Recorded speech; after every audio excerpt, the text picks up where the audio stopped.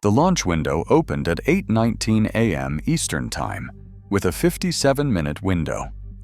Liftoff occurred at 8:44 a.m. from Space Launch Complex 4 East at Vandenberg Space Force Base. 2 hours and 29 minutes later, Pandora separated into a dawn-dusk, sun-synchronous orbit at an altitude of 600 kilometers, which means it continuously follows Earth's terminator, keeping the spacecraft in perpetual sunlight for maximum power generation. The Falcon 9's first stage landed back at Vandenberg 8.5 minutes after launch, marking its 5th flight. This is the reusability economics that made this mission possible. Pandora shared the ride with 39 other satellites on SpaceX's Twilight rideshare mission. 2 fellow NASA CubeSats launched alongside. Sparks is designed to study flares from M-dwarf stars, and Black Cat is a gamma-ray detector for studying cosmic transients. There were also commercial satellites from Kepler Communications, Capella Space, and others. Pandora's payload was a 45-centimeter aluminum Cassegrain telescope with 2 simultaneous channels. The visible detector covers 0.38 to 0.75 micrometers. The near-infrared spectrograph operates from 0.87 to 1.63 micrometers. That infrared detector is a flight spare originally built for James Webb Space Telescope and now repurposed for this mission.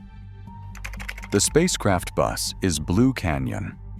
January 11, 2026. SpaceX launched a telescope that will observe over 200 exoplanet transits for $20 million, 500 times cheaper than James Webb Space Telescope. But here is what actually matters. NASA's Pandora mission is designed to solve the stellar contamination problem that has been crippling exoplanet atmospheric studies for 2 decades. When we try to detect water vapor or methane in alien atmospheres, star spots and stellar activity create false signals up to 15 times stronger than the actual planetary signature. We have been seeing stellar noise and calling it science. Pandora uses simultaneous visible and near-infrared observations to separate the star's interference from the planet's real atmospheric signature. It's the first dedicated mission built specifically to crack this problem. 20 exoplanet systems, 240 hours of observation per target, continuous monitoring that flagship missions physically cannot provide. This is how we finally get reliable atmospheric data on alien worlds. Let me show you exactly what just changed. The launch window opened at 8:19 a.m. Eastern, and it was 57 minutes long. Liftoff occurred at 8:44 a.m. from Space Launch Complex 4 East at Vandenberg Space Force Base.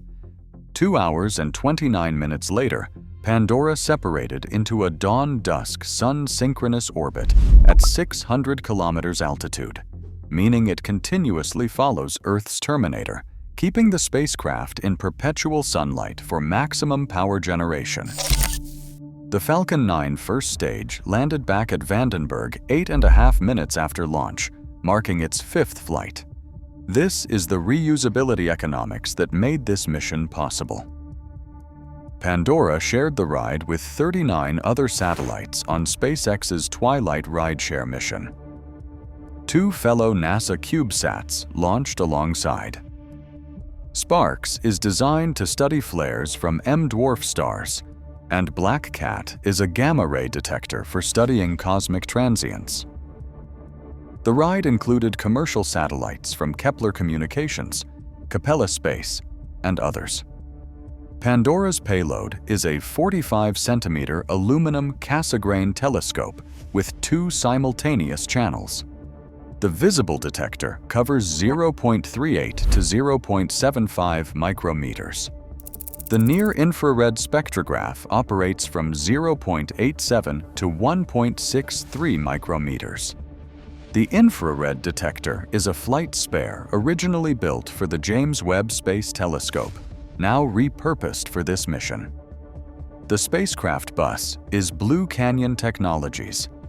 Payload design is by Lawrence Livermore National Laboratory. Infrared detector and electronics are from NASA Goddard.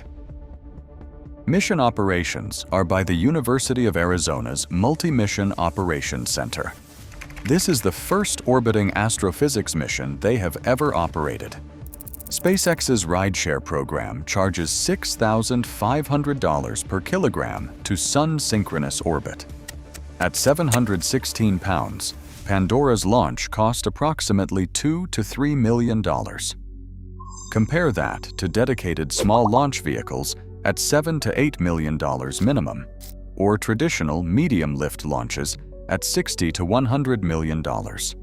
Between 2020 and 2025, SpaceX's rideshare programs launched 57% of Western smallsat demand.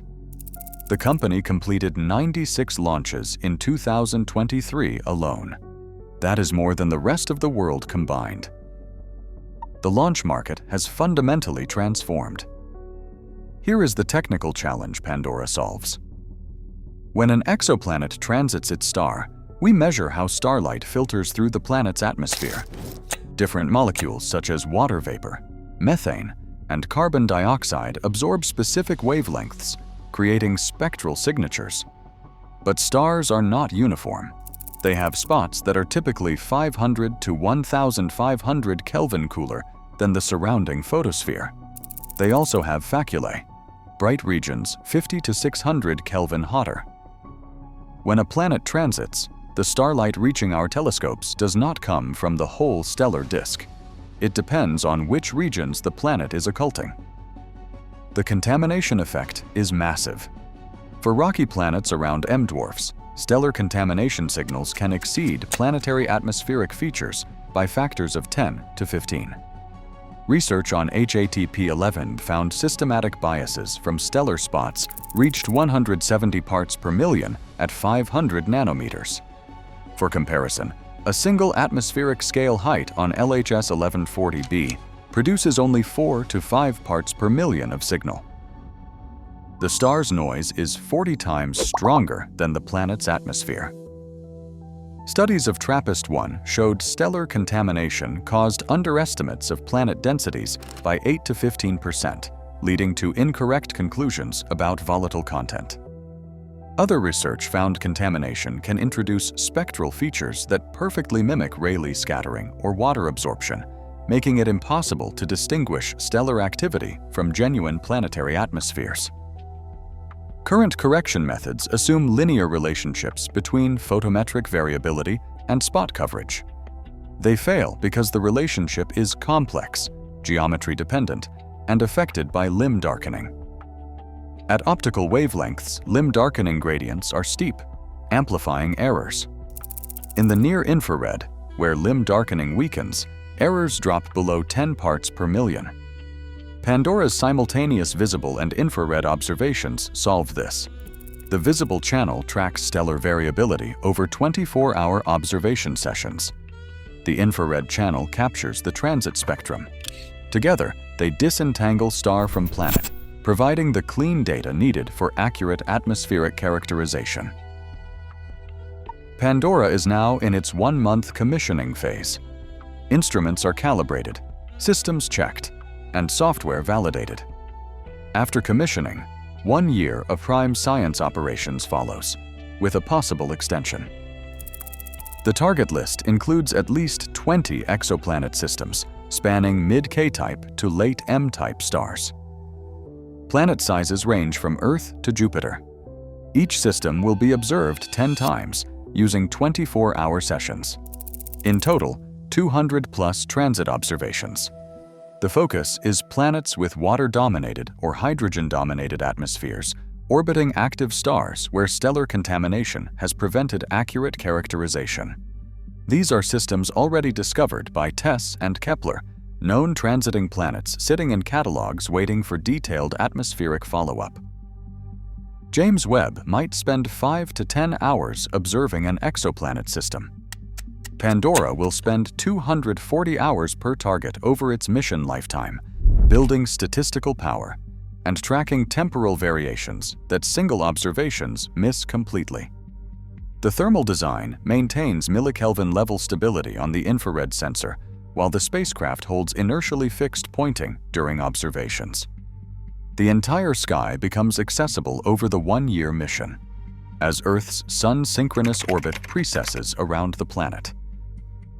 Ground-based observatories provide supporting data, refining transit timing predictions, and tracking long-term stellar variability.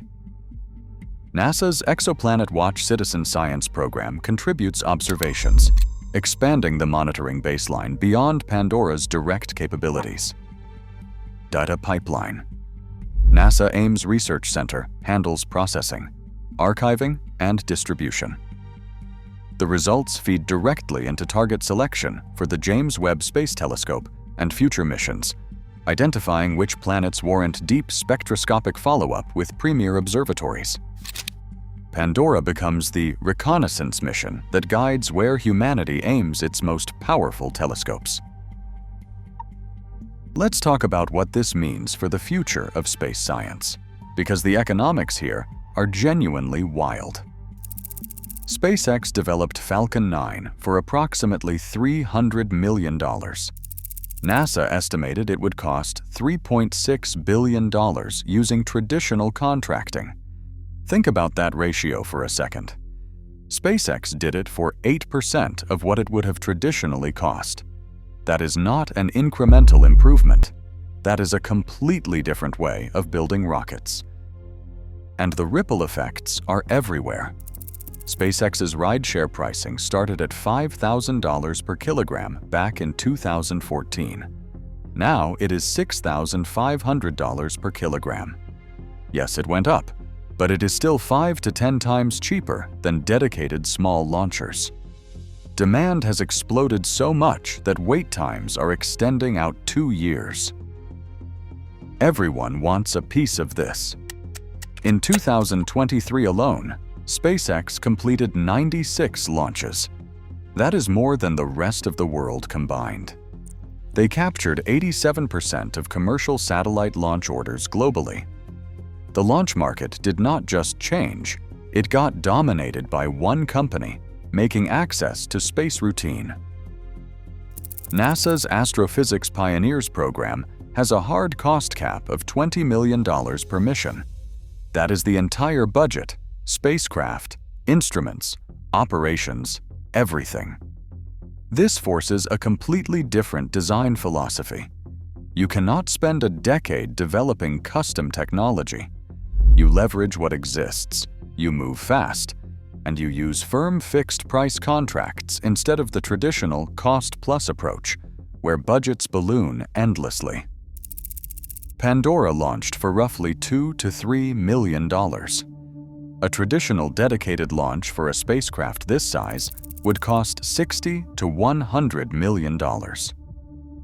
Do the math on what you could do with that $57 to $97 million in savings.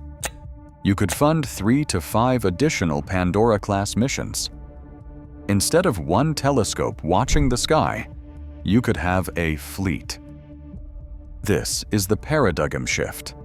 This is why space science is about to look completely different in the next decade. January 11th, 2026. Pandora launched for $2 to $3 million.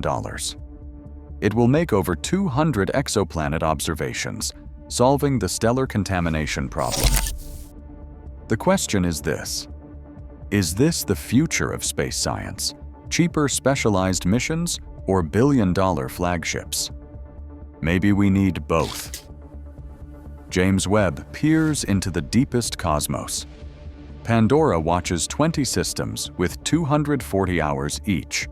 Building statistics Webb does not have time for. What do you think? Drop your thoughts below and subscribe. Space science just changed.